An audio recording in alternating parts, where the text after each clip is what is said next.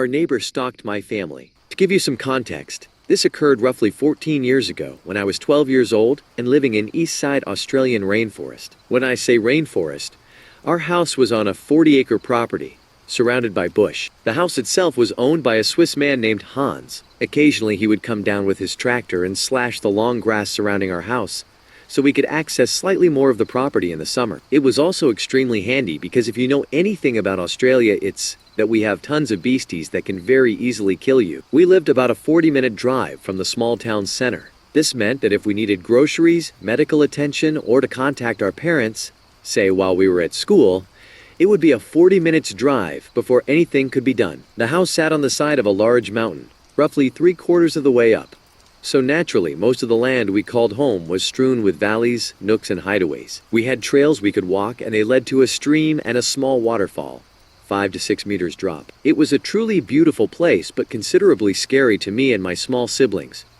One brother and one sister slightly younger than me. We knew our neighbors on both sides of the property, but because the location of our house was pretty remote, our nearest neighbors were roughly a 10 minutes drive away. One was a lovely old lady who used to wave to us when we got off the school bus before we made the trek to our house every day.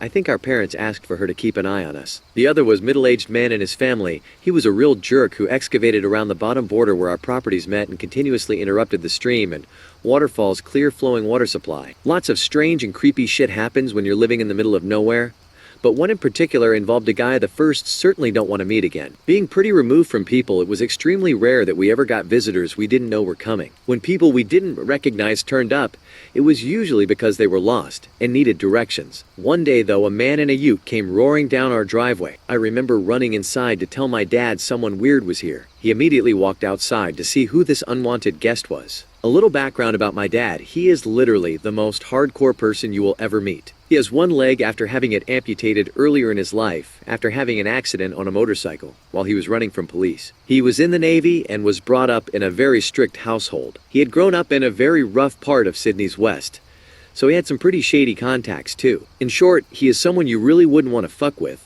I wouldn't be surprised if he had killed someone in his life prior to having kids. Anyway, my dad goes outside to see what all the commotion is about, while my mom keeps us inside, being protective. The man has a large red-furred dog in the back of his car that looks like a German Shepherd cross. It snarled at my dad but immediately cowered when this stranger told it to shut up. Our own dog Millie, renowned beast killer just for the record, was snarling and going ballistic whilst being chained up to the house. "Hi, my name is John." The way the man spoke was like he was a salesman.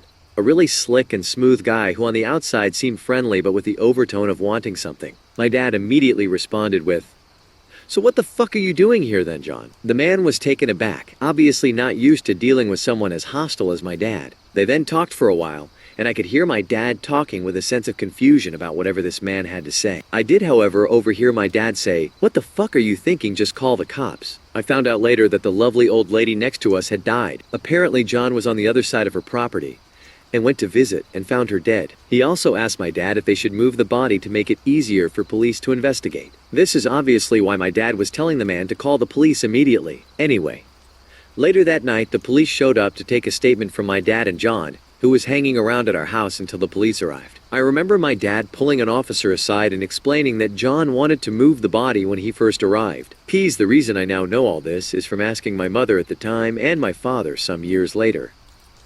The police left without any more questions as it looked like she had died from natural causes. John was still at our house. I found him to be a very unsettling person. The way he smiled, the dark of his eyes. He was unfamiliar, but acting like he was one of us. I remember it was a school night, and I was trying to watch TV, and he was playing songs on his guitar with my mom and dad at the table. I was angry, because he was ruining my shows, and I told Mom I wanted him to go, and that I thought he was weird. She smiled and told me she felt the same, and told me I should go to bed. The next day, things seemed normal, went to school, came home. Not seeing the familiar, friendly face of the old women stung a bit on my way past her house. It felt strange, and I hoped that she knew her family loved her before she passed. I was a bit sad on the walk home, until halfway down the driveway, I noticed John's ute again, parked out the front of our house. I walked closer and was greeted by his dog, Rusty. He walked outside with my dad, and I heard him call Rusty to his car as he was leaving. Apparently he was borrowing tools from my dad. He left and waved goodbye like he was someone that I was going to miss. Again, that sense of overfamiliarity.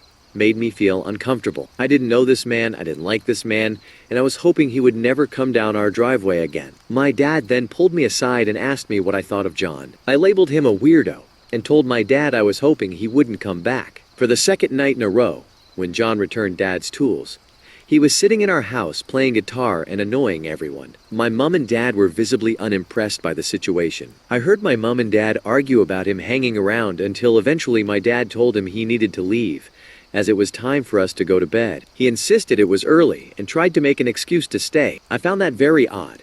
I was polite enough to know when someone didn't want me around, so why didn't this man? Or if he did know, why wouldn't he leave? After ushering him out, my mom and dad had a big talk in their room, and my dad told us all that he didn't like John, and that he was going to ask him not to come over anymore, and if we saw John again, immediately tell him. The next day was a Saturday, so we were going to blow up our cheap inflatable pool and go for a swim as it was getting pretty warm. Around 11 a.m., the sound of a car thundering down the driveway alerts me, and I go outside. I run back inside to tell my dad that John is back. Just like the first time I ever laid eyes on John, my dad goes outside and we stay inside with my mom, watching and listening through a screen door. John, again with his weird over-familiar smile and dark eyes, greets my dad and is met with, "Look, mate, I don't know who you think you are, but I don't want you coming around here anymore. You scare my kids and my wife, and I don't want you to come back. You understand?" I didn't hear John's reply from his tone.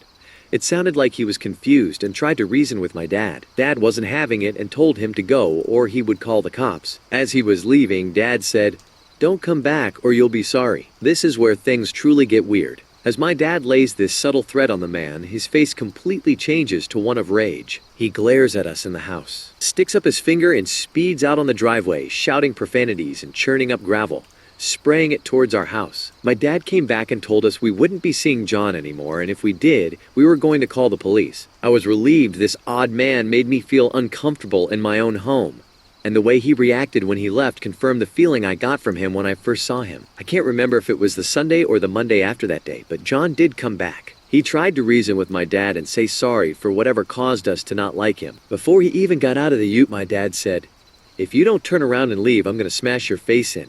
He did just that. My dad then called the police to inform them of what happened. Apparently they were going to go and talk to John. I didn't hear any more of what happened to that conversation. A few weeks went by with no sightings or happening with John, and we all felt like things were back to normal. This was until our mailbox had been tipped out of the ground and smashed, or possibly run over. I remember asking my dad what happened, but he wasn't about to give me any ideas. He later told me that he knew it was John after the way their last conversation ended. The next weekend after the mailbox incident, we went into town to get groceries and a fast food dinner as a bit of a treat.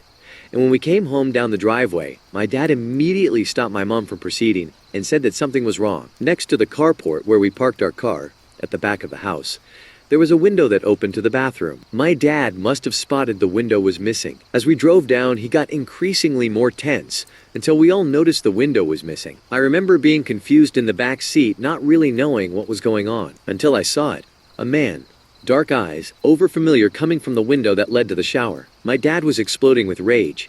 He told my mom to rush down the driveway so we could fuck this guy up. The man proceeded to escape the window and run down the back of our property into thick lantana, a really thorny shrub-like plant. My dad, only being on one leg, let Millie loose as she was going ballistic tied up to the house. She raced down the lantana-engulfed hill into the darkness. She came back with nothing. My dad went out with his flashlight and couldn't find anything either. I'm not sure if anyone slept that night.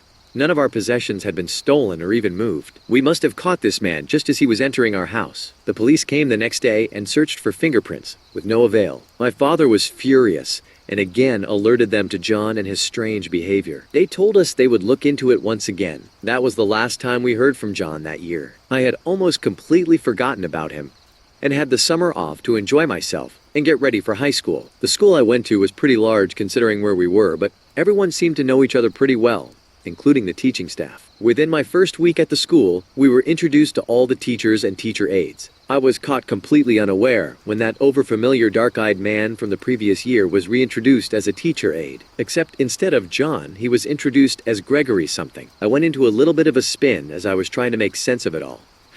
I was 100% sure that this man named Greg something was the same man who had introduced himself to my family as John. At that moment, so many things rushed into my head. What if he killed the old lady? What if he didn't live close by? What if he wanted to move the body so he could frame my dad? If he lied about something as critical as his name, what else was he lying about? What if police never even made contact with him? I was sitting there for a good 10 minutes trying to piece it together until the teacher called my name to bring me back to reality. That is when he noticed me. The look on his face when he saw mine was one I'll never forget. He immediately recognized me. He looked shocked, his eyes were wide, and he said nothing, just staring. I had just found out his dirty little secret. I could sense that he was now the one feeling uncomfortable and on edge. Later that day, I rushed home to tell my dad who I had found. He was shocked and repeatedly asked, "Was I sure?" He went to the school the next day and discovered the man had put in for indefinite leave yesterday and may not return. When we learned of the news, my dad told me to watch out and let him know should John or Greg ever return. So John, Greg, whoever you are, let's not meet again.